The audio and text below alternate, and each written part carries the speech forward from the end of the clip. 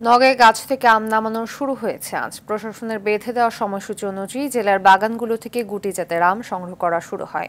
৩০ মে থেকে গোপালভোগ, ২ জুন থেকে ক্ষীরসাপাত ও হিমসাগর, ৫ জুন থেকে নাগফজলি, ১০ জুন থেকে ল্যাংড়া ও হাড়িভাঙা, ২০ জুন আম্রপালি সহ পর্যায়ক্রমে বিভিন্ন জাতের আম পাড়ার সময় নির্ধারণ করে দিয়েছে জেলা প্রশাসন।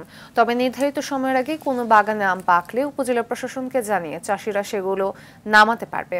এবছর জেলায় আম উৎপাদনের লক্ষ্যমাত্রা ধরা হয়েছে ৪,৩১,৫০০ টন, আর জেলায় ২,৫০০ কোটি টাকার আম বেচাকেনার আশা করছে কৃষি বিভাগ।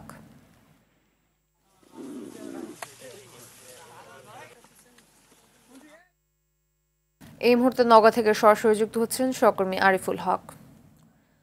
আরিফ, জেলার বাজারগুলোতে আম বিক্রি কতটা শুরু হয়েছে, আর সেই সঙ্গে জানাবেন যে দাম কেমন দেখছেন?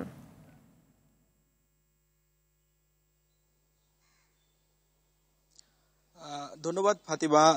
আপনি যেমনটা বলছিলেন যে আজ ২২ মে, আজ থেকে কিন্তু নওগাঁর বাজারগুলোতে আম ওঠা শুরু হয়েছে, অর্থাৎ কৃষকরা কিন্তু তাদের গাছ থেকে আম পাড়া শুরু করেছেন এবং যেটা পর্যায়ক্রমে চলবে আগামী ১০ জুলাই পর্যন্ত। আজ কিন্তু গুটি জাতের আম দিয়ে কিন্তু প্রশাসন আম পাড়ার কার্যক্রম ইতিমধ্যে শুরু করেছে এবং বাজারগুলোতে যে আমের মূল্য রয়েছে এটি কিন্তু সচরাচর প্রথম অবস্থায় ৮০ থেকে ১০০ টাকা কেজির মধ্যে কিন্তু তারা বিক্রি করে আসছেন বলে বাজার ব্যবসায়ীরা কিন্তু আমাদেরকে জানিয়েছেন।